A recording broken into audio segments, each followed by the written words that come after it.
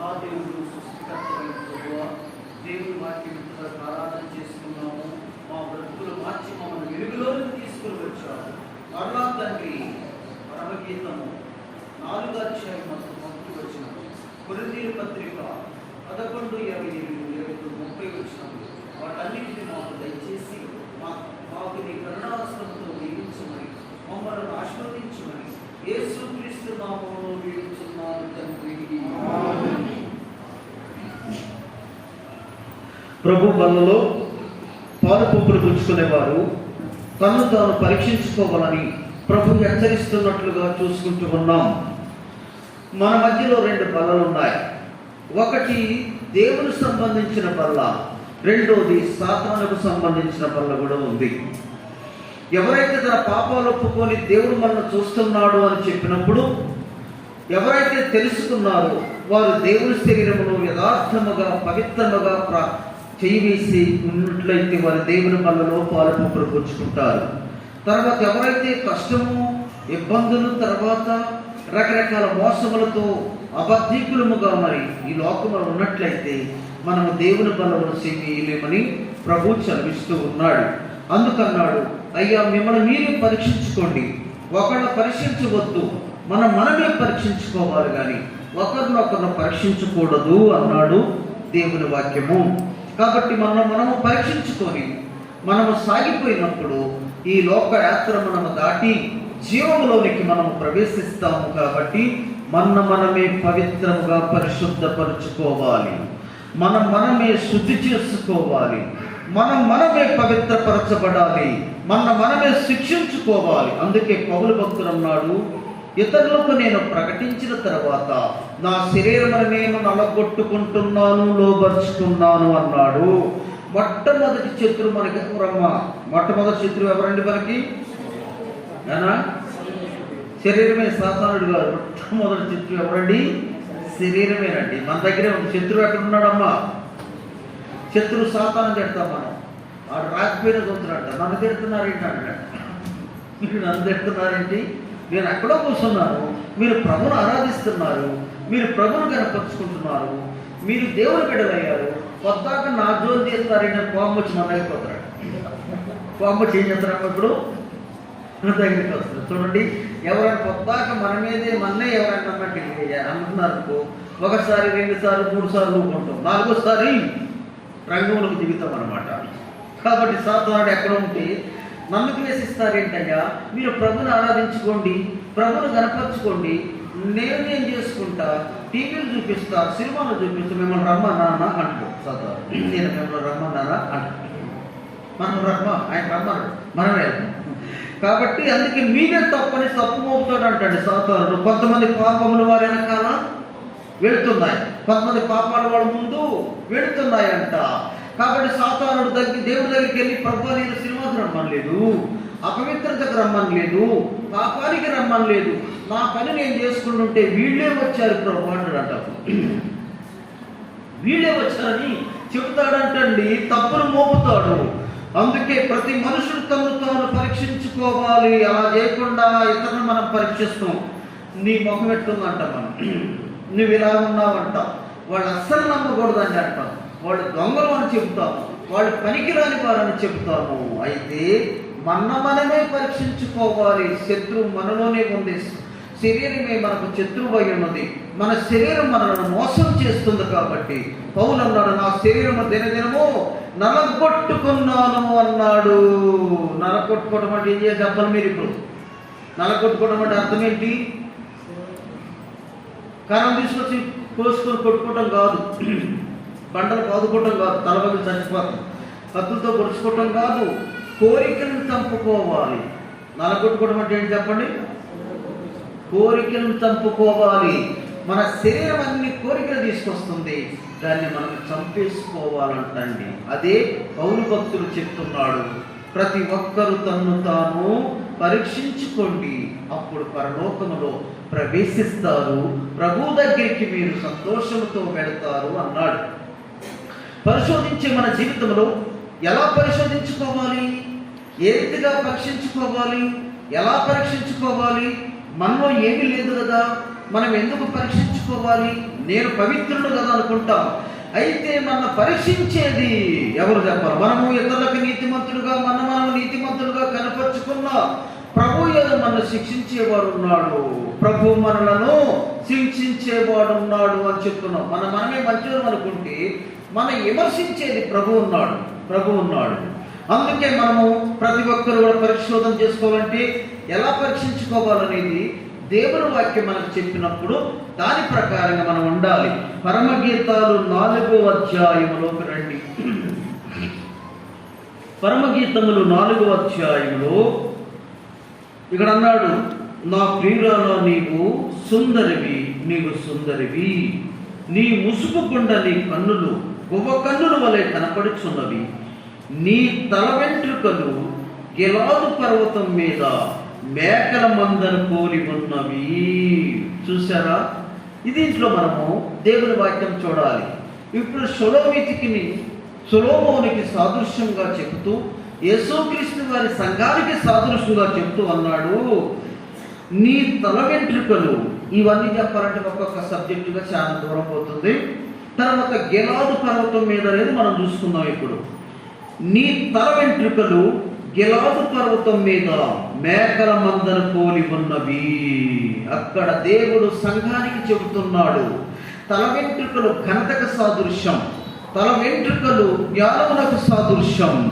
కాబట్టి సంఘాన్ని దేవుడు చూసినప్పుడు, సంఘాన్ని భూలోకములో పరిశోధిస్తున్నప్పుడు, ఆకాశం నుంచి ప్రభు చూసినప్పుడు సంఘము ఎలా కనపడుతుందంటే ఘనతగా కనపడుతుంది, ఘనమైనదిగా కనపడుతుంది, దేవుడికి ఇష్టమైనది, దేవుడు కోరుకునేది. అన్నిటికంటే ఇష్టమైనది ఏంటి? ఇప్పుడు మనకు ఈ భూలోకంలో దేవుడు కోరుకునేది, ఈ భూలోకంలో దేవుడు మనకు చూపించేది, దేవుడికి ఇష్టమైనది ఏమిటి అని చూస్తే శాస్త్రమైనది లోకంలో ఉన్నట్లుగా మనం చూస్తాము. చూడండి, ఈ లోకంలో దేవుడికి ఇష్టమైనది, దేవుడు కోరుకున్నది, దేవుడికి ఇష్టమైనది ఏమిటి అని దేవుడు అడిగాడంట. దేవదూతలందరినీ పిలిచాడంటమ్మా, దేవదూతలందరినీ పిలిచారంట. ఒక్కొక్క దేవదూత ఎంత ఉండదంటే ఇదివరకు లెక్క ప్రకారంగా సైంటిస్టులు చూస్తే 4 తాటి చెట్లు ఎత్తున్నారంట. ఎన్ని తాటి చెట్లు అండి? 4 తాటి చెట్లు ఎత్తున్నారంట. దేవదూతలు ఎంతే ఉండరు మనలాగా. కాబట్టి దేవదూతలందరూ కూడా దేవుని దగ్గర కెరువులు పిలిచాడంటండి. దేవదూతల సమూహం అంతా వచ్చింది, కోట్ల కొలది దేవదూతలను దేవుడు దగ్గరికి వచ్చి సభలో కూర్చున్నాయంట. మహోన్నతుడు అడిగాడు, నాకు ఎవరంటే ఇష్టమో మీరు చెప్పాలా అన్నాడంట దేవదూతల్ని. నాకు ఎవరంటే ఇష్టమో, నాకు ఇష్టమైంది ఏంటి? మీరు భూలోకంలో కానీ పరలోకంలో కానీ ఏదైనా సరే దేవుడికి ఇష్టమైంది తీసుకురమ్మని చెప్పాడంట. నాకు ఇష్టమైంది ఎవరు తీసుకొస్తారు అని అడిగిందంట దేవుడు. అప్పుడు దేవదూతలు అనుకునేట దేవదూతలతో అన్నాడు, నాకు ఇష్టమైంది తీసుకురావగలరా మీరు అని అడిగాడంట. దేవదూతలు అడిగితే కెరూబులు ఒక్కొక్క సిరుగు కారేసి రెక్కలు ఉన్నాయంట.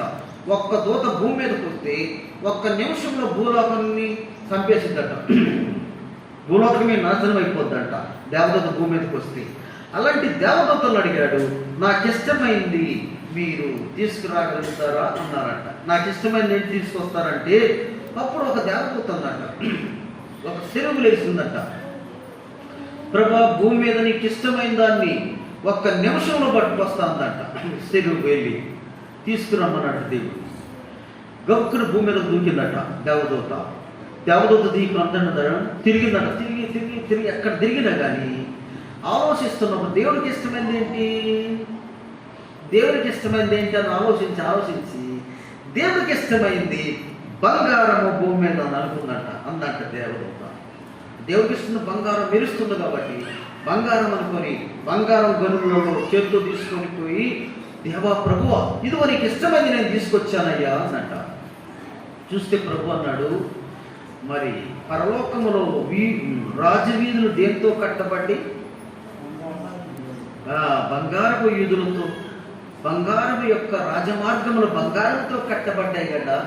నువ్వు భూలోకానికి వెళ్ళి బంగారం తీసుకొస్తే బంగారాన్నే మనం తొక్కుతున్నాం కదా. బంగారపు రాజు వీధుల్లో నుంచి మనం నడిచేస్తున్నారు కదా వచ్చిన భక్తులు అందరూ కూడా. నాకు బంగారం అంటే చెప్పండి, ఇష్టం లేదు. ఆడవాళ్ళకి సిస్టర్స్కి ఏది ఇష్టం చెప్పాలా? సిస్టర్స్కి ఏది ఇష్టమండి? అందరికంటే బంగారం ఇష్టం. ఏ షాప్లో పోయిన కొంటారు అనమాట. బంగారం అనేది ఇష్టము.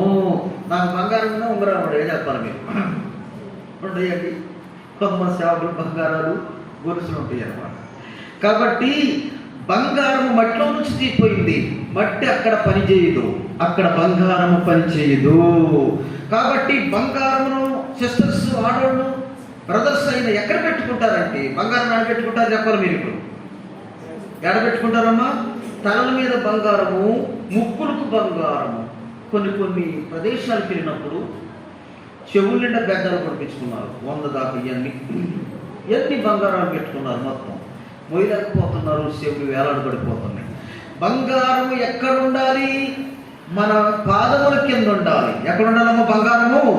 పాదముల కింద ఉండాలి. అందుకే పరలోక రాజ్య వీధులలో బంగారముతో నడిచెళ్తారు కదా.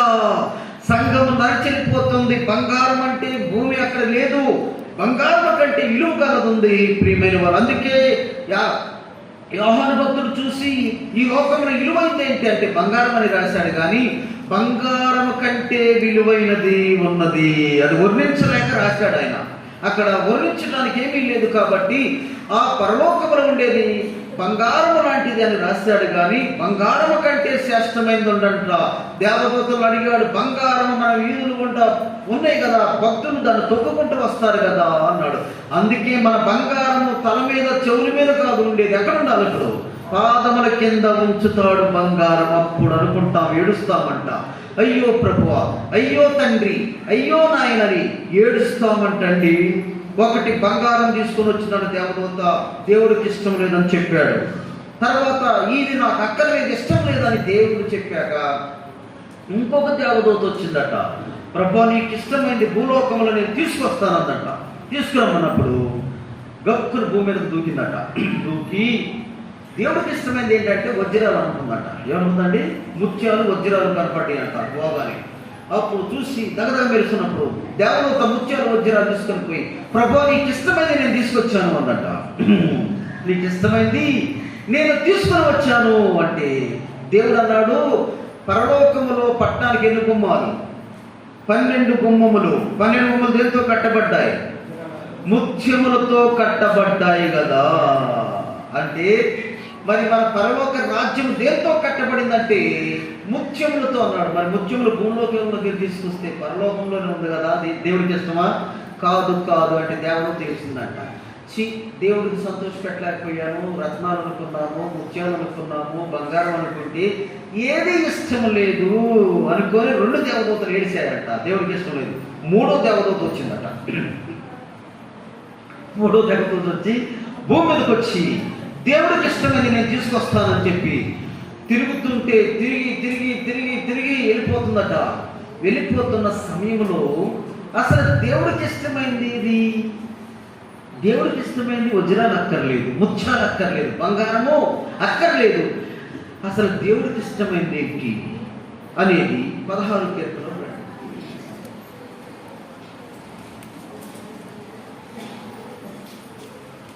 16 కీర్తనలో ఉన్నట్టుగా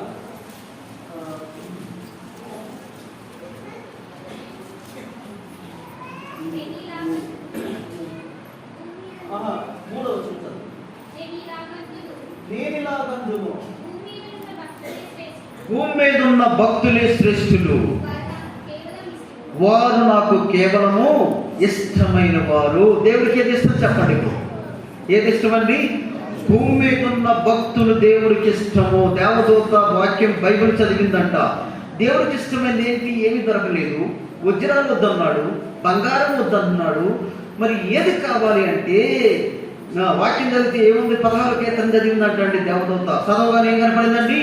భూమి మీద ఉన్న భక్తులే శ్రేష్ఠులు, వారు దేవునికి ఇష్టమైన వారు. పాప దేవదూత అనుకుందంట, బంగారం కాదు, ఎండులు నగలు కావు, దేవుని బిడ్డలు భక్తులు ప్రార్థన చేసేవాళ్ళు దేవుడికి ఇష్టము. ఏమనుకున్నాడు దేవదూత? అప్పుడు ప్రార్థన చేసేవారు దేవునికి ఇష్టము. అయితే ప్రార్థన చేసేవాళ్ళని పట్టుకుపోవాలనుకుందాట దేవుదూత. ప్రార్థన చేసేవాళ్ళు తీసుకొని పోవాలనుకున్న దేవుదూత ప్రార్థన చేసేవాళ్ళు ఎక్కడ దొరుకుతారు అని చూస్తే ఎక్కడ దొరుకుతారు అంటే చర్చిలో దొరుకుతారు అనుకున్నాను. ఉరికిందండి. పేద చర్చి కనపడుతుందంటండి. 1000 మంది కూర్చున్నారంటండి. అక్కడ 1000 మంది కూర్చొని దేవుణ్ణి స్తుతించి పాటలు పాడాక దేవత గుమ్మంలోకి వచ్చి కూర్చుందట. కూర్చొని బొమ్మలే పాడుతున్నారు అనుకుందట. ఇక్కడ ఎవరో భక్తి దొరుకుతుంది, భక్తులకు దొరికింది, తీసుకొని దేవుడి దగ్గరికి వెళ్ళి బహుమానం పొందుతాము. ఈ ప్రార్థన ఎప్పుడు వదిలిపెడతారు, ఈ చర్చ ఎప్పుడు వదిలిపెడతారు అనుకొని దేవత కాసుకొని కూర్చుందటండి. గంభీరమైన వర్తమానం జరుగుతున్నాయంట. తర్వాత రకరకాల అనేక జనం వచ్చి కూర్చున్నారు, దేవుని ఆరాధించారు. వదిలిపెట్టే సమయంలో అక్కడ 2 గుంపులు ఉన్నాయంట. అక్కడ మందిరంలో ఎన్ని ఉన్నాయండి? 2 గుంపులు ఉన్నాయంట. 2 గుంపులు ఉన్న తర్వాత ఈ 2 గుంపులు ఏం చేస్తారు? ఆఖరికి వచ్చే కానుకలు కాడ లెక్కేసుకున్నాడు కొట్టుకుంటున్నారట. అసలు మందిరంలో 2 గుంపులు ఉన్నాయంటండి. వాళ్ళందరూ కొట్టుకుంటున్నారట డబ్బులు కాడ కొట్టుకుంటుంటే దేవత చూసిందట. చూసి అబ్బా ఇంతవరకు ప్రార్థన చేశారు, ఆరాధించారు, దేవుని స్తుతించారు, వీళ్ళు కొట్టుకుంటున్నారు, తిట్టుకుంటున్నారు, బూతులు తిట్టుకుంటున్నారు, అసూయ పడుతున్నారు, ఒకరికొకళ్ళు బూతులు తిట్టుకుంటున్నారు. జనమందరూ ఈ పార్టీ ఆ పార్టీ లేచారు. ఆడవాళ్ళు మగవాళ్ళు కొట్టుకుంటున్నారంట. అప్పుడు దేవుడు తనకు వచ్చి ఇక్కడ భక్తులు అసలు దేవుడికి ఇష్టమైన వారు లేరు కాబట్టి పైకి భక్తి కలిగిన వారు ఉండి దాని శక్తిని ఆశ్రయించిన వారు ఉన్నారు కాబట్టి ఇక్కడ పని చేయదు, ఇక్కడ పని చేయదు, ఇక్కడ బాగలేదు అనుకున్నాడు. ఈ చర్చి కాదు ఇంకో చర్చి పోదాం అనుకున్నాడు. తర్వాత దేవదూత ఇంకో చర్చికి వెళ్ళిందంటండి. వెళ్ళగానే ఇంకా చర్చి వదిలిపెట్టలేదంట. వెళ్ళి ఈ చర్చి కాడ బాగానే పాటలు పాడారు, అన్ని జరుగుతున్నాయి, ప్రార్థనలు జరుగుతున్నాయి, తర్వాత అన్ని కూడా బాగానే ఉన్నాయి. తర్వాత దేవదూత చూసింది ఇక్కడ బాగానే ఉన్నారు, అందరూ తెల్ల బట్టలు కట్టుకున్నారంటండి. అందరూ తెల్ల లాంచీలు వేసుకున్నారంటండి. లాంచీలు వేసుకొని కూర్చున్నారంటండి, తెల్ల బట్టలు వేసుకున్నారంటండి. తర్వాత ఆరాధన అయిపోతుందట. ప్రార్థన అయిపోయే సమయంలో ఇక్కడ మరీ భక్తులు దొరుకుతారు కదా అనుకుందట. అనుకున్న తర్వాత ఆ యొక్క మందిరంలోనికి మందిరం వదిలిపెట్టగానే పోలీసులు వచ్చారంట. ఎవరు వచ్చారండి? పోలీసులు వచ్చారంట. అందరూ దొంగతనం చేశారంట. అందరూ దొంగలు ఉన్నారంట. అందరూ మందిరంలో దొంగలు ఉన్నారంటండి. రాత్రి దొంగతనం చేసి వచ్చారంట. అందరూ దొంగలు పోలీసులు వచ్చారు. మొత్తానికి కొంతమందిని సైన్యాన్ని పట్టుకొని పోతున్నారంట. అడ్డొచ్చిన వాళ్ళందరినీ పడుతున్నారంట. మందిరంలో దొంగలు ఉన్నారు, వీళ్ళు మంచోళ్ళు కాదనుకోని దేవదూత చర్చికి వెళ్తే మంచోడు దొరకలేదు. ఎక్కడికి వెళ్ళినా చర్చిలో మంచోడు కనిపించలేదు. ఏదో ఒక సమస్య ఉంటుంది. మరి దేవునికి భక్తులు కావాలి కదా. ఆదిని కానీ ఇంకోసాటికి వెళ్ళిందట. ఇంకోసాటికి వెళ్తే చిన్న సంఘం అంట. ఒక 50 మంది అంతా అక్కడికి ఎక్కడైనా దొరుకుతారేమో చూశారంట. చూసుకోగానే అక్కడ అందరూ కూడా చక్కగా ప్రార్థన చేశారంతా అయిపోయింది. అంతా చూసుకున్న తర్వాత ఏం చేస్తున్నాడని చూస్తే అంత అయిపోయిన తర్వాత షాపుడు తర్వాత అక్కడ సంఘ పెద్దలు ఏం చేశారని చూస్తే మొత్తం డబ్బులు దోసుకుంటున్నారట. వచ్చినట్టు తీసుకుంటున్నారట. ప్రభు నాడు మీరు 2 అంగీలు ఉంటే ఒక అంగీ ఒకరికి ఇవ్వండి, మీరు ఇవ్వండి కానీ తీసుకోవటం మీకు వద్దు, పేదలను ఆదరించండి అని ప్రభు చెప్పాడు కదా. అపోస్తలుల కార్యాన్ని తీసుకోవటం కంటే ఇచ్చుట ధన్యత, మీరు పేదలను ఆదరించండి అని చెప్పారంటే పేదలు గుళ్ళు కూడా మిగుతున్నారంట. అక్కడ 2 రోజులు అందరూ కలిసి ఇక్కడ కూడా మంచి లేదు చిచ్చి అనుకొని దేవుడికి ఇష్టమైంది ఎక్కడ దొరకట్లేదు అని దేవదూత వెళ్ళిపోయి అరణ్యంలోకి నడుచుకుంటూ పోతూ చెట్టు కింద కూర్చొని వెళుతుందట. ప్రభు చర్చికి వెళ్తే మంచోళ్ళు దొరకలేదు. ఏ చర్చికి పోయినా బాగానే ఉన్నారు కానీ లోపలంతా విషంతో నింపబడింది. ప్రభు సాతానే వారిని గలిబిలి చేస్తున్నాడు. ఎక్కడికి వెళ్ళినా నీకు ఇష్టమైన భక్తులు నాకు దొరకలేదు అనుకొని అసలు భక్తుడు ఎలా ఉంటాడు అనుకొని దేవదూత ఏడుస్తూ దేవుడి దగ్గర నేను ఏం చెప్పాలని వెళుతున్నప్పుడు ఒక చెట్టు దగ్గరికి వెళ్ళిందంటండి. చెట్టు దగ్గర కూర్చుందంట దేవదూత. ఒక గొడ్లు కాసుకునే పిల్లోడు వచ్చాడంట. గేదెలు మేపుతాడంట. గేదెలు మేపడానికి తోలుకొచ్చాడు అరణ్యంలోకి, అడవిలోకి. ఒక 10 గేదెలు తోలుకొచ్చాడంట ఆ పిల్లవాడు. వాడు చిన్న పిల్లవాడు, 12 సంవత్సరాలు ఉంటాయంటండి. అయితే వాడు ఒక గేదెల్లో ఆ పచ్చగడ్డలో మేపుతూ వాడు సత్తు విడిచి అక్కడ చెట్టు కింద వేసి మోకరించి ప్రార్థన చేస్తున్నాడంట. ఏం చేశాడండి? ఇప్పుడు మోకరించి ప్రార్థన చేస్తూ కన్నీరు కార్చాడంటండి. ప్రభువా, నీవు నా కొరకే ఉద్ధరించావు, నన్ను దీవించటానికి లోకానికి వచ్చావు, నన్ను కరుణిస్తూ వచ్చావని ఏడుస్తూ నా కొరకు రక్తము సిందించి పాపి కొరకు లోకానికి వచ్చావు, నా కొరకు అమూల్యమైన రక్తము సిందించావు, స్వరూపమైన సొగసని లేదు. నా కొరకే నువ్వు ఈ లోకానికి వచ్చావు, నేను నమ్ముతున్నాను. నా కొరకే నీవు రక్తము సిందించావని నమ్ముతున్నాను. నా కొరకే చేతుల్లో మేకులు కొట్టించుకున్నావు, నా కొరకే కాళ్ళలో మేకులు కొట్టించుకున్నావు, నా కొరకే డక్కలో బెళ్ళకు పోటు పొడిపించుకున్నావు. ఆఖరి రక్తం కొట్టు నీవు నా కొరకే కార్చావు ప్రభుని ఏడుస్తూ ప్రార్థిస్తున్నప్పుడు దేవత వెళ్ళి దోషులు పట్టిందంట. ఏం పట్టిందండి? దేవత వెళ్ళిపోయి కన్నీరు పట్టినప్పుడు దోషులు నిండిపోయాయంట. ఆ పిల్లవాడు ప్రార్థన చేసి ప్రభును స్తుతిస్తూ తన పాపాలు ఒప్పుకుంటూ అందరి కొరకు, లోకము కొరకు, గ్రామస్తుల కొరకు, సంఘాల కొరకు ప్రార్థన చేస్తున్నప్పుడు కన్నీరు ప్రార్థన దేవత వెళ్ళి దోషులు పడితే దోషులు నిండిపోయాయంటండి. నిండిపోగానే ఈ కన్నీరు తీసుకెళ్ళి యేసుక్రీస్తు వారికి కన్నీరు తీసుకెళ్ళిందంట. ఎక్కడ తీసుకెళ్ళిందండి? ఎక్కడ తీసుకెళ్ళిందండి? పరలోకములో దేవుడి దగ్గరికి కన్నీరు తీసుకెళ్ళిందంట. ఆ కన్నీరులో ప్రభువుకు చూపించుకున్న కన్నీరులో ఎవరు కనిపించారండి? ఇప్పుడు ఆ కన్నీరులో యేసుక్రీస్తు వారు కనిపిస్తున్నారు. ఆ కన్నీరులో యేసుక్రీస్తు వారు కనిపించారు. ఆ కన్నీరులో శిలువ దృశ్యం కనిపించింది. ఆ కన్నీరులో యేసుక్రీస్తు వారు కనిపించారంటండి. అందుకే భక్తులు, భూమి మీద ఉన్న భక్తులే శ్రేష్టమైన వారు, కేవలం దేవునికి ఇష్టమైన వారు భక్తులు. కన్నీరులు, అందుకే నా కన్నీరుని కవలిలో ఉంచుకొని ఉన్నావు, నా కన్నీరు నీ గుడ్డిలో దాసబడింది. ఎవరి దేవుడికి ఇష్టమైంది? అందాలు కావు, ఐశ్వర్యములు కావు, అధికారాలు కావు, ఈ లోక అంతస్తులు కావు, గాని దేవునికి ప్రార్థన చేసేవారు. అందుకే పురుషుడు సమస్తం. తిమోతి రాసిన మొదటి పత్రిక 8వ అధ్యాయం 2వ అధ్యాయం 8వ వచనం, పురుషులు పవిత్రమైన చేతులెత్తి ప్రభువుకు ప్రార్థన చేయవలెను, ప్రార్థించిన వారే దేవుని భక్తులు. అందుకే అపోస్తుల కార్యములో, అపోస్తుల బోధ, సావాసం, రొట్టె విరుచుట, ప్రార్థన. నిజమైన భక్తులు ప్రార్థించేవారు, దేవుణ్ణి మహిమపరిచేవారు. ఆ కన్నీరు ప్రార్థనలో, ఆ పిల్లవాడు చేసిన కన్నీరులో యేసుక్రీస్తు వారు కనిపిస్తున్నారు. ప్రియమైన వారులారా, అలాగనే ప్రభు శరీరంలో పాలు పంపులు పుచ్చుకుంటున్న మన జీవితంలో ప్రభు ద్వారా ఎలా మనం సిద్ధపడాలో, క్షమాపణ కోరుకోవాలి. ఏ సంఘములోకి వెళ్ళినా దేవదూతకి సంతోషం కనిపించలేదు. పరిశుద్ధాత్మ దేవుడు వెళ్ళిపోతాడు. అల్లరికి కర్త కాడు. దేవుడు అలాంటి వాడండి. అల్లరికి కర్త కాడు, సమాధానమునకు కర్త అయి ఉన్నాడు. ఎవరు ప్రార్థన చేసుకుంటారో వారు సమాధానం ఉంటుంది, అందులో ప్రభు కనిపిస్తాడు అని ప్రభు మనకు సెలవిస్తున్నాడు. అందుకే ప్రతి మనుషుడు తన్ను తాను పరీక్షించుకోవాలని దేవుడు కోరుతున్నాడు. ఈ లోకములో ఏది సాధించలేనిది దేవునికి చేసిన ప్రార్థన దీవించబడుతుంది, నీవు ఆశీర్వదించబడతావు. అందుకే ప్రభు ఎలా సమర్పించుకోవాలో చెబుతూ గెలాదును మన మధ్యకు తీసుకుని వచ్చాడు. పరమగీతముల గ్రంథంలో ప్రభుకు సాదృశ్యం, ప్రభు యొక్క జీవితంలో ప్రేమను మనకు చూపిస్తూ సంఘం ఎలా ఉండాలంటే, గిలాదు పర్వతం మీద మేకల మందన పోలి ఉన్నది. సంఘం ఎలా అందంగా ఉందండి? భక్తి పరుడైన సంఘము, పవిత్రమైన సంఘము.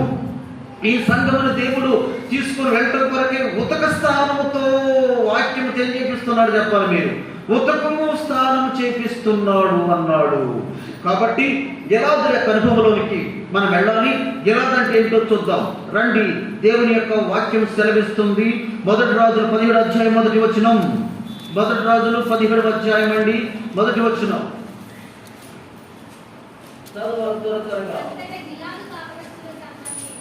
అంతట గిలాదు కాపురస్తుల సంబంధియు తిష్పీడునైనా ఏలియా అహాబు దగ్గరికి వచ్చి, నేను ఎవరి సన్నిధి నిలబడ్డానో యెహోవా జీవము తోడు, ఈ దినము నుంచి వర్షము గాని మంచు గాని మీ దేశంలో పడదు అన్నాడు. రాజుగారి దగ్గరికి వచ్చారండి. ఎవరంటే ఇప్పుడు ఏలియా గారు వచ్చేసారు. ఏలియా గారు వచ్చేసి అన్నారు, రాజు దగ్గరికి డైరెక్ట్గా ఎవరైనా పోగలుగుతారో చెప్పాలి.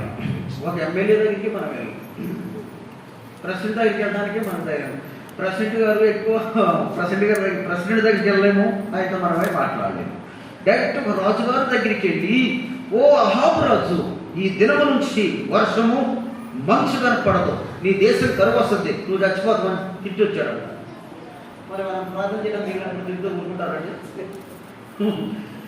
ఎంత మనిషి బాగలేకపోయినా, ఎంత దొంగ అయినా కానీ మనం ఏమని ప్రార్థన చేస్తాం చెప్పాలి. మీరు ప్రభు ఈయన దీవించి ఆశ మంచోడు, తండ్రి పిల్లలు మంచోడు, 100 రూపాయలు అంటాం, ఇస్తారు అటు దీవిస్తే అటు ప్రార్థన చేస్తే ఎంత ఇస్తారండి? ఒక 100 ఎంత ఇస్తారు. నువ్వు దొంగ దోసుకునేవాడు అంటే ఇస్తారండి? కుదరదు. మనము దీవించమని ప్రార్థన చేశాము, కానీ ఏలియా గారు అహాబు దగ్గరికి వచ్చి ఏమని చెప్పాడంటే, నేను ఎవరి సన్నిధి నుంచి ఉన్నాను. ఎవరి సన్నిధిలో ఉన్నాడంటే గిలాద్ అంటే అర్థం ఏంటి చెప్పండి. ఇప్పుడు గిలాద్ అంటే అర్థం ఏంటంటే దేవుని సన్నిధి అని అర్థం. గిలాద్ అనగా ఏంటమ్మా? దేవుని యొక్క మందిరము. గిలాద్ అనగా దేవుని సన్నిధి. గిలాదులో దేవుని సన్నిధి ఉంది. గిలాద్ ఎక్కడ? అడవి ప్రదేశం, మేకల మందుల మీద పర్వతం. ఆ పర్వతం మీద దేవుని సన్నిధి ఉంది. ఆ దేవుని సన్నిధిలో ఏలియా గారు ప్రార్థన చేసేవాడు. ప్రార్థన చేసుకొని అహాబు దగ్గరికి వచ్చాడు. నేను ఎవరి సన్నిధిలో నిలబడ్డానో ఆ జీవము కలిగిన దేవుని తోడు ఈ దినం నుంచి వర్షం పడదు అని అహాబుతో చెప్పాడు. చెప్పగానే అహాబు అనుకున్నాడు, నేను రాజును కదా, ఒక్క నిమిషంలో చంపేస్తా, ఒక నిమిషంలో చంపేద్దామని జనాన్ని పోగు చేసే స్థితిలోకి వచ్చినట్లుగా మనం చూసుకుంటున్నాము. అప్పుడు రాజుగారు చూశాడు. రాజుగారు చూసి, ఎవడు ఎక్కడికి వచ్చి నన్ను చంపుతానన్నాడు, వర్షం కురవదన్నాడు, వెంటనే చంపేయమని చెప్పేశాడు ఏలియా గారిని. ఏలియా గారిని చంపమనగా ఏలియా వాగు దగ్గరికి వెళ్ళి కూర్చోగాని కాకులు ఏం తీసుకొచ్చి చెప్పాలి మీరు? భోజనము తెచ్చాయి. మనుషులు ఎందుకు తేలేదు అంటే, అహాబు మనుషులు ఎవరెళ్ళా ఏలియా గురించి చెప్పాలి, లేకపోతే రాజుగారు కాబట్టి ఆ మనుషులు చంపుతాడు. ఏలియా ఎక్కడ కనపడ్డా చంపాలి. ఆయన శపించాడని మనుషులు పంపించాడు. కానీ అయితే మనుషుల అపాయంలో నుంచి, మనుషుల స్థితిలో నుంచి కాకులు మనుషులకు తెలియకుండా భోజనం తీసుకొని వచ్చాయి. ఎక్కడ తీసుకొచ్చాము? ఇప్పుడు అసలు మాంసం ఎవరు తింటారు? ఆ దినాల్లో కరువు వచ్చింది. ఇప్పుడు చెప్పాలి, మనకేమర్థమైంది? అసలు మాంసమే దొరకదు కదా, కరువు కదా. ఏమి తినరండి? ఆ మాంసము అహాబు ఇంట్లో నుంచే వచ్చింది, రాజుగారి ఇంట్లో నుంచే. రాజులే తింటారు మాంసం, వాళ్ళ కరువు ఉండదు.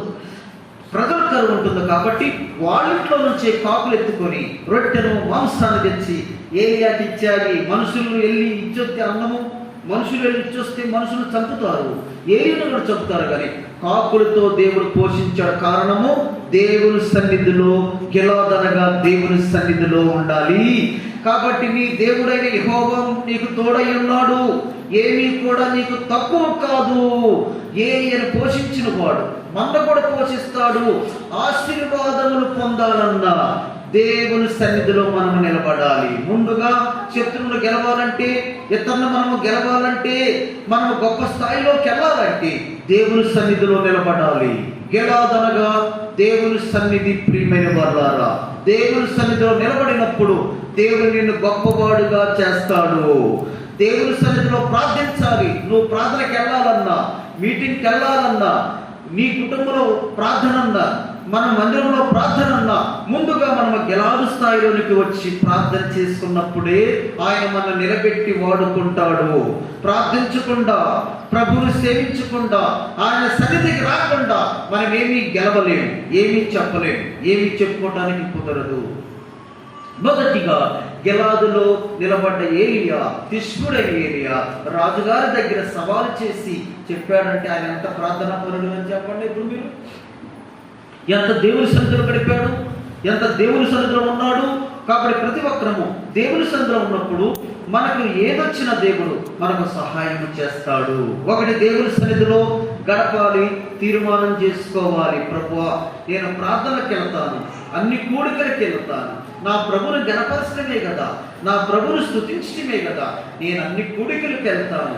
నీ మందిరములో ఉండకుండా నేను బ్రతకలేను. నెహెమ్యా గారు ఏమని ప్రార్థించారండి? నీ సన్నిధి లేకుండా మేము బ్రతకలేము, విడిచిపెట్టము అని చెప్పాడు. చూడండి, మనం దేవుని సన్నిధిలోకి వచ్చి మీ కుటుంబాల కొరకు, నీ బిడ్డల కొరకు, కుటుంబముల కొరకు మనం ప్రార్థన చేయాలి. అందుకే నా కొరకు వేడవద్దు, మీ కొరకు మీ పిల్లల కొరకును ఏడవండి. ఒకటి గిలాదు దేవుని సన్నిధిలో మనం నిలబడాలి. రెండవదిగా గిలాదు చూడండి, ఇర్మియా గ్రంథం 8:22 వచ్చిన చదవండి అమ్మా, చదవండి అయ్యా, చదవండి అమ్మా. 8:22 వచ్చిన గిలాదులో గుగ్గిలం ఏమీ లేదా, అక్కడ ఏ వైద్యులను లేడా, నా బిడ్డలకు స్వస్థ ఎందుకు కలగలేదు. గిలాద్ అంటే చెప్పండి, గిలాద్ అంటే స్వస్థత అని అర్థం. స్వస్థత, రోగాలు పోవుట అని అర్థం. గిలాదులో గుగ్గిలం ఏమీ లేదు, లేదా అంటున్నాడు ఇర్మియా. అంటే అది ఔషధం, మందు. గుగ్గిలం అనేది చెప్పండి ఇప్పుడు మందులు, ఔషధం. కాబట్టి గిలాదులో ఉన్న జనములారా, గిలాదులో ఉన్న దేవుని బిడ్డలారా, మీకు దేవుడు స్వస్థత ఇవ్వలేదా అన్నాడు. స్వస్థతశాల గిలాదు ఏంటమ్మా? ఇప్పుడు స్వస్థత కలిగే ప్రదేశం. మన ఆత్మకు స్వస్థత, మన శరీరానికి స్వస్థత, మన అవయవానికి స్వస్థత కలిగే స్థలమే గిలాదు. అందుకే గిలాదులో ఔషధం ఏమీ లేదా, గుగ్గిలము ఏమీ లేదా అన్నాడు. అందుకే నీవు నీ దేవుడైన యెహోవా మాట నువ్వు శ్రద్ధగా విని ఎడల నేడు ఐగుప్తులకు కలగజేసిన రోగాల్లో మీకేది రాదు, వచ్చినా నేను మిమ్మల్ని స్వస్థపరుస్తానండి. నిజంగా స్వస్థపరుస్తాడు, నిజంగా దీవిస్తాడు. ఆయన వస్త్రములో స్వస్థత ఉన్నది. ఆయన మాట మాత్రం సెలవిస్తే స్వస్థపడ్డారు. ఒక గుడ్డోడు ఆయన దగ్గరికి వచ్చాడు. ఒక గుడ్డోడు ఆయన దగ్గరికి వచ్చి 2 కళ్ళు కనిపించి పుట్టుకతో గుడ్డివాడు వచ్చి, అయ్యా నేను స్వస్థపడగలుగుతున్నాను, నన్ను స్వస్థపరచు ప్రభు అన్నాడు. స్వస్థపడతావా, ఆశ ఉందా అని ప్రభు అడిగాడు. స్వస్థపరచని తండ్రి, నన్ను, నా కన్నులు లేవు, నా కళ్ళు ఇవ్వండి, స్వస్థపరచనంటే ప్రభు ఏం చేశాడంటే ఉమ్మేసి, ఏం చేశాడు చెప్పాలి, ఉమ్మేసి చేతితో ఏం చేశాడు, రాసి ఊరు తీసుకెళ్ళి ఎక్కడ పెట్టాడు, వాడు కన్నులకు పెట్టాడంట. కన్నులు పెట్టి శిలోహ కోనేరులోకి వెళ్ళి నువ్వు కడుక్కొచ్చుకోమని చెప్పాడు. ఇదేంటి ప్రభు, స్వస్థపరచుకో, నేను వస్తే చేతులెత్తి ప్రార్థన చేస్తావు, నేను వస్తే ఉమ్మేసావు ముఖం మీద అని వెళ్ళిపోయాడా? మీరు చెప్పండి, వెళ్ళిపోయాడండి. దేవుడు చెప్పినట్లుగా, ప్రభువు చెప్పినట్లుగా ఉమ్మేసినా సరే, నన్ను తిట్టినా సరే, అందుకే నీతిమంతులు కొట్టుట నాకు కైలాభిషేకం. వారు నన్ను తిట్టుట ఎంతో మేలు అన్నాడు. ఎంతో మేలు అంటే దేవుని సేవకులు తిట్టుట తైలముతో పోసినట్లు, దేవుని సేవకులు కొట్టుట మనకు స్వస్థత కలిగినట్లు. ప్రియమైన వారులారా, దేవుని సంఘములా దేవుడు మనకు స్వస్థతని ఒక గిలాదును దేవుడు మనకు సిద్ధపరిచాడు. ఆ ప్రభువే మనకు గిలాదు. ప్రియమైన బిడ్డలారా, అయితే గుడ్డివాడు వెంటనే వెళ్ళి నీళ్ళలోకి వెళ్ళి ఆ కన్నును ఉమ్మును కడుక్కున్నాడు. కనుక్కోగానే ఏమైపోయింది చెప్పండి, ఇప్పుడు కళ్ళు తెరవబడ్డాయి. అందుకే దేవుడు స్వస్థపరిచేవాడు. గిలాదు అనుభవం ఉండాలి. మొట్టమొదటి గిలాదు అనుభవం కావాలంటే దేవుని సన్నిధి గిలాదులో ఉంటుంది. దేవుని సన్నిధి అనుభవం కావాలి. రెండోది, నువ్వు స్వస్థత పడతావు గిలాదులో. దేవుడు నిన్ను స్వస్థపరుస్తాడు. ఎంత బలహీనమైన ప్రభు మనను స్వస్థత పరుస్తాడు. ప్రియమైన వాళ్ళారా, మనకు స్వస్థత అనేకమైనవి. ఆత్మీయ స్వస్థత పోయింది, సంతోషం వెళ్ళిపోయింది, ఆత్మలో రోగాలు కలిగి ఉన్నాము, ఆత్మ క్షీణించిపోతుంది, డౌన్ అయిపోతున్నాము. కానీ దినదినము మనము వర్ధిల్లుతూ రావాలి, వర్ధిల్లాలి. రెండో అనుభవం, గిలాదులో స్వస్థత ఉంది, దేవుని సన్నిధిలో స్వస్థత ఉంది. మూడోది చూద్దాం రండి. దేవుని వాక్యములో దేవుని యొక్క సంఖ్యాకాండము 32వ అధ్యాయం 1వ వచనం. సంఖ్యాకాండం 32వ అధ్యాయం 1వ వచనం అండి, చదవండి.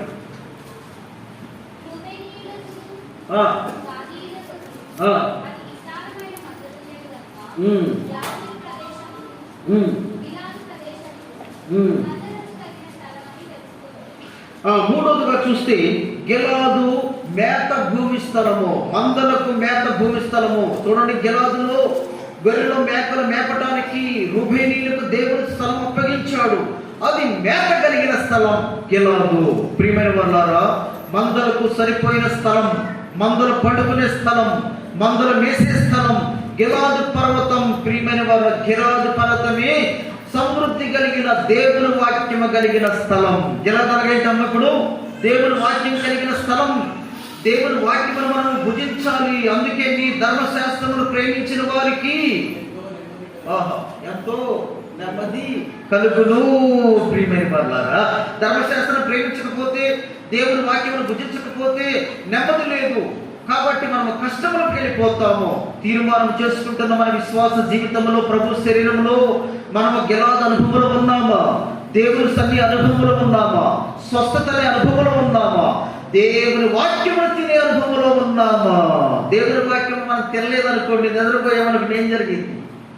పశువులకి మేత వేస్తారనుకోండి, పచ్చగడ్డి తెచ్చి తినలేదనుకోండి, ఏం జరిగింది చెప్పాలి మీరు? దానికి ఏదో వ్యాధి ఉంది. వ్యాధి ఉంది కాబట్టి తినలేదు. వ్యాధి లేకపోతే ఆమ్ అని తింటుంది అనమాట. ప్రియమైన వారులారా, మేము ప్రార్థనకి వెళ్ళేటప్పుడు మా మందిరానికి వెళ్ళాలంటే 4 కిలోమీటర్లు నడిచి వెళ్ళాలి. మా ఊర్లో మందిరం లేదు. మేము రక్షణ పొందినప్పుడు ఎన్ని కిలోమీటర్లు చెప్పండి? ఇప్పుడు 4 కిలోమీటర్లు వెళ్ళాలి. ప్రార్థనకి వెళ్ళాలి, ఉపవాస ప్రార్థనకి వెళ్ళాలి, సంఘ ప్రార్థనకి వెళ్ళాలి, మీటింగులకు వెళ్ళాలి, ఏదైనా గృహాలని నడిచి వెళ్ళాలి. సైకిల్ అంటే పెద్ద కారు లాంటినప్పుడు, సైకిల్ ఉండేప్పుడు కారు లాంటిది. ప్రియమైన వారులారా, దేవుని వాక్యము తర్వాత అక్కడ బయట మోగుతున్నప్పుడు ముందే వెళ్ళి పరిగెత్తుకొని వెళ్ళి దేవుని వాక్యం తిని ఇంకా కొంచెం చేపు చెబితే బాగుండు కదా. అప్పుడే ముగించారేంటి? అప్పుడే ముగించారేమి? ఇంకా కొంచెం చేపు చెబితే బాగుండు కదా అనిపించుతుంది. ప్రియమైన వారులారా, ప్రియమైన వారులారా, అందుకే నీ కలిరెప్పల కొనుపాటైనను రానీకము. పశువులు వేస్తే మేత స్థలం గిలాదు. ఆ మేతను భుజించు, వాక్యమును భుజించుము, ఇతరులకు పంచిపెట్టుము. వాక్యములను సమృద్ధిగా తినాలి, వాక్యమును ప్రేమించాలి. అందుకే యెహోవా ధర్మశాస్త్రము ఆనందించి వారు దీవారాత్రము ధ్యానించేవాడు వాడు ధన్యుడు. 3వ అనుభవం గిలాదు మేత స్థలం. మేత స్థలం ఒక్కొక్క సబ్జెక్ట్ చెప్పాలంటే 2 రోజులు పట్టింది. ఉంటారండి? ఉండలేదు, అయిపోయినట్టు. 3వది ఏం చెప్పమ్మా?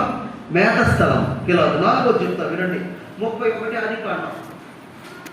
31 ఆదికాండము దేవుని యొక్క కృప శ్రేష్ఠము. 21వ వచనం చదవాలి.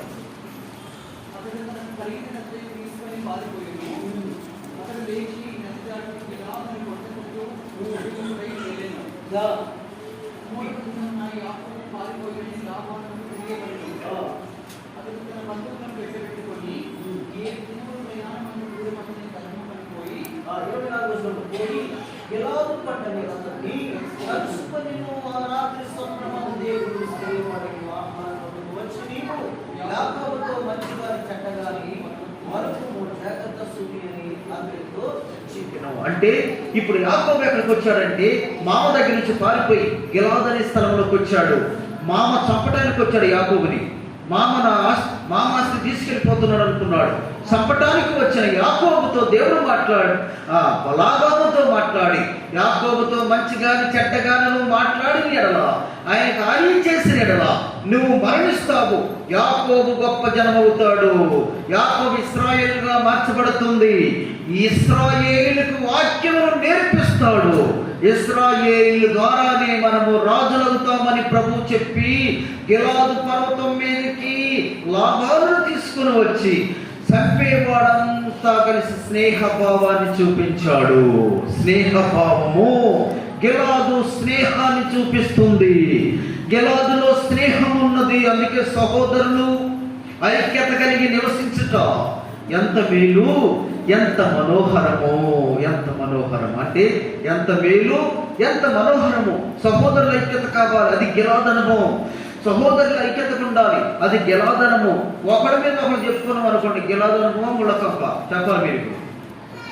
ఒకడి మీద ఒకరు చెప్పుకొని ఒకడి మీద ఒకరు ఉంటే గిలాదు అనుభవంలోకి వచ్చినట్లు కాదు, అది ముళ్ళ తుప్పలోకి బలరక్షించి చెట్లలోకి వెళ్ళిపోతున్నట్లుగా చూస్తాం. అప్పుడు మామ వచ్చేసాడు. చంపటానికి వచ్చిన మామగారు యాకోబు దగ్గరికి వచ్చి మెడ మీద పడ్డారు, స్నేహభావాన్ని చూశారు. అప్పుడు భోజనం ఏర్పాటు చేసి గిలాదులో వారు భోజనం చేసిరి. సావాసానికి గుర్తు. ప్రియమైన వారులారా, సావాసం నుంచి విడిపోవద్దు, సావాసములో కలిసి ఉండాలి. భార్యాభర్తల సహవాసం. సహవాసం అంటే సంఘం ఒకటే కాదు, ఏమొస్తుందండి? భార్యాభర్తల సహవాసం కలిగి ఉండాలి, కుటుంబ సహవాసం కలిగి ఉండాలి, తర్వాత అన్నదమ్ముల సహవాసం కలిగి ఉండాలి, తర్వాత మరి సంఘ సహవాసం కలిగి ఉండాలి, తర్వాత ప్రభుతో సహవాసం కలిగి ఉండాలి. నా మాట ఆయనతో సహవాసం కలిగి ఉన్నట్టు. చదవండి ఏ గ్రంథము? 21వ అధ్యాయం. ఏ గ్రంథం అండి? 21వ అధ్యాయం 22వ వచనం చూడండి. ఏ గ్రంథము? ఆయనతో సహవాసం చేసిన ఎడల ఆయనతో సహవాసం చేసినట్లా మీకు సమాధానము మీకు సమాధానం కలుగును, అలాగున నీకు అలాగనే మేలు కలుగును. కాబట్టి ప్రభుతో సమాధానమే గెలాదు, ఆయనతో సహవాసం చేయటమే గెలాదు. ఆ అనుభవం సంఘానికి ఉండాలి. అందుకే ప్రతి మనుషుడు తన్ను తాను పరీక్షించుకోవాలి. గెలాదనగా ఏంటో చెప్పండి అమ్మా. 4 అనుభవాలు. దేవుని సన్నిధిలో వదిలిపెట్టవద్దు. రెండోది గెలాదనగా ఏంటమ్మా? స్వస్థత సేవ. దేవుని మందిరంలో స్వస్థత ఉంది, దేవుళ్ళో స్వస్థత ఉంది. మూడోదిగా మేత కలిగిన స్థలం గెలాదు. 4వదిగా స్నేహ సహవాసం కలిగిన స్థలం. ఇవన్నీ మనకుంటే అప్పుడు చెయ్యేయండి. లేదా అన్నీ లేవు, నిన్నే అదంతా జరిగింది, ఏదో అయిపోయింది అంటే చెయ్యి వేయకండి. తీర్మానం చేసుకుని మళ్ళీ వచ్చే వారం ప్రభువులో చెయ్యేద్దాం. అలా మనందరి దేవుడి సిద్ధపరిచి దీవించుగాక. ప్రార్థించుకుందాం. మోకరించండి.